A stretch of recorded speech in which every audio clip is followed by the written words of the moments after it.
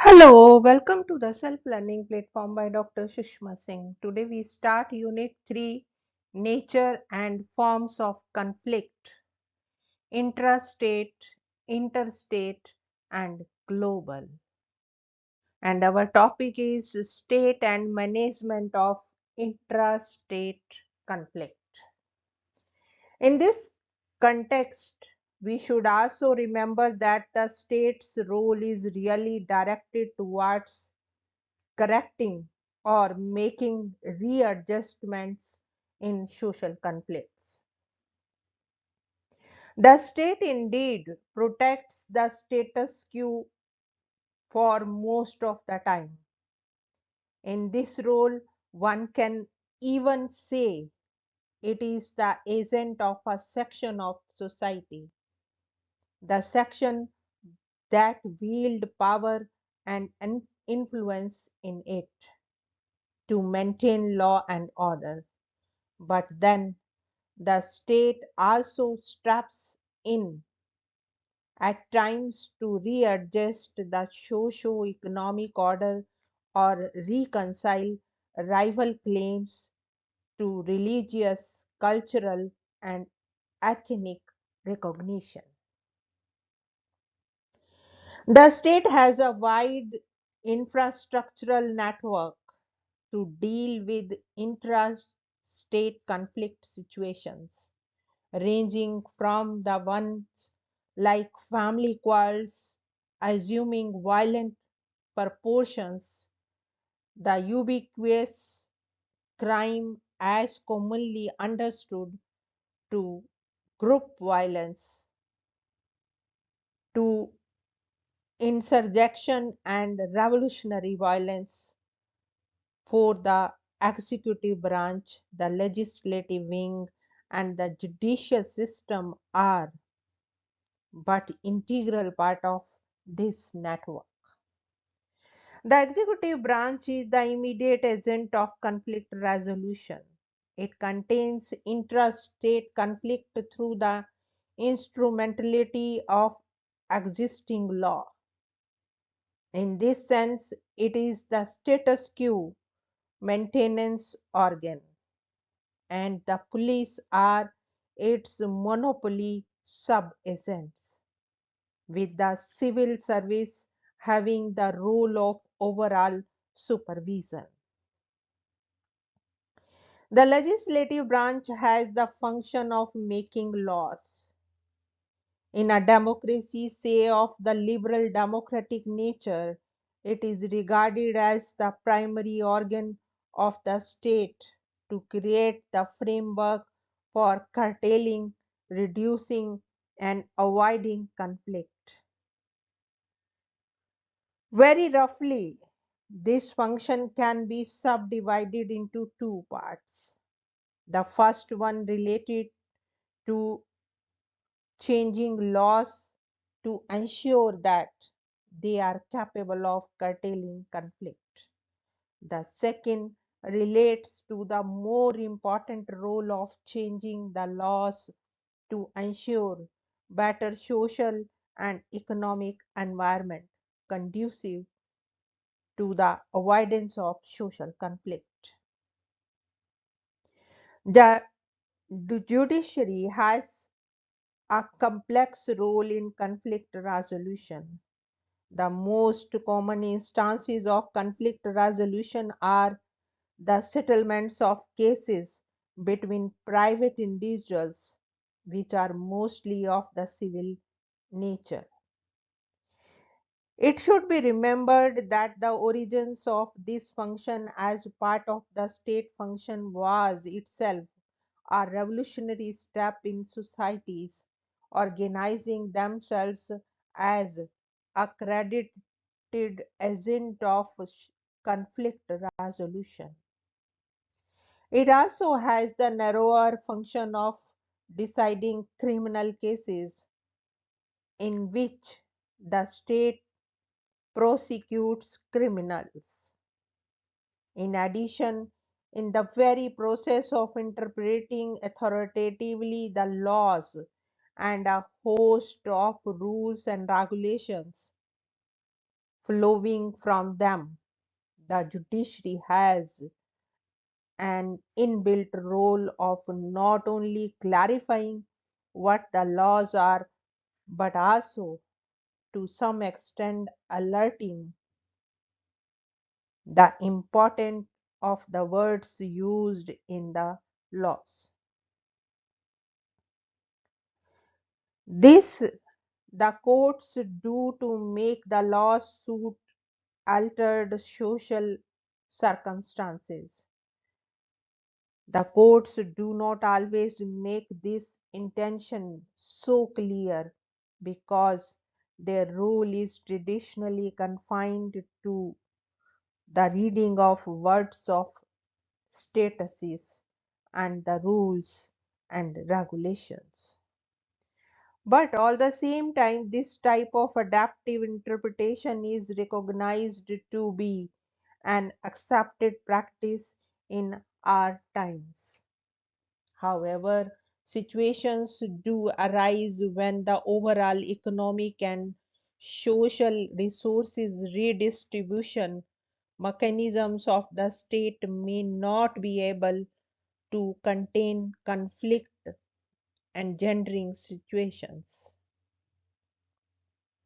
It is in such a situation serious crises in state and society can be said to occur.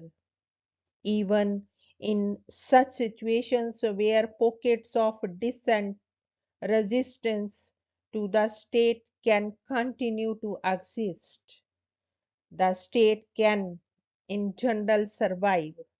But when these sources of conflict, like religious or ethnic strife, economic struggle among the rich and poor, reach very severe levels, intra-societal conflicts can become uncontainable. Such cases of strifes are called by different names like insurrection, revolution, or civil war, depending upon the level of conflict. In recent years, the ideas of a failed state has come into use. Scholars cannot agree how to define the term, but most concur that state failure is one of the many challenges that the world order faces. Broadly speaking, states that have lost control or losing control over their own territory and are incapable of providing even the most basic services to their people fall under this category. In old fashioned language, this is one aspect of failing to keep law and order, but it is much more than that. One may or another, it is linked with the state failing to sustain the authoritative allocation of society's resources or even in appearing to be attempting to do so. This becomes a breeding ground for various types of intra-societal conflicts like insurrection and civil wars. The World Bank lists about 30 low-income countries under stress.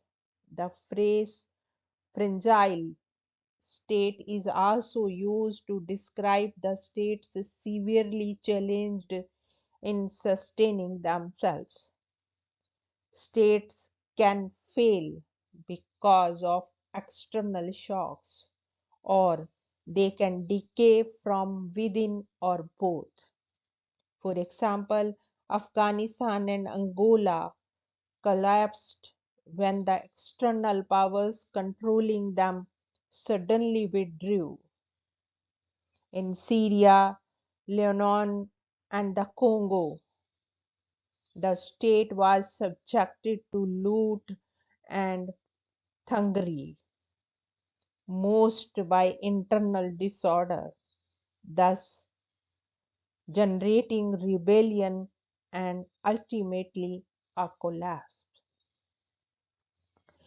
Civil war in one form or another is the final symptom of state failure. How to mend a failed state? In the past, the failed state attracted intervention, usually from a relatively powerful neighbor. International law had no definite norm to judge the legitimacy of such intervention. However, due to increasing recognition of the international community's responsibility towards its members, United Nations and regional organizations' intervention, like the Organization of African State in the case of crisis-ridden states like Liberia, Sudan, and Somalia, both with military force to stop civil war and with financial aid to build up the basic infrastructure of the state. Other international humanitarian aid and human rights agencies are making efforts to provide relief and restore law and order. Even more important is the international community's recent initiatives in punishing perpetrators of intra-societal conflict. International rebellions and civil war conditions are both the cause and consequence of ruthless military leaders or civilian dictators resorting to genocide on their antagonists. Those responsible for perpetuating social conflict, as in Rwanda, Siberia, and Kosovo, in the last decade are tried by international criminal courts. The setting up of the International Criminal Court at The Hague in 1998 is a new precedent in the international society's role in the process of intra-societal conflict resolution. This is a far-reaching development because intra-societal conflict until recently was regarded as an exclusive concern of the state and outside intervention as quite inadmissible. The doctrine of state sovereignty strongly but stressed this attitude.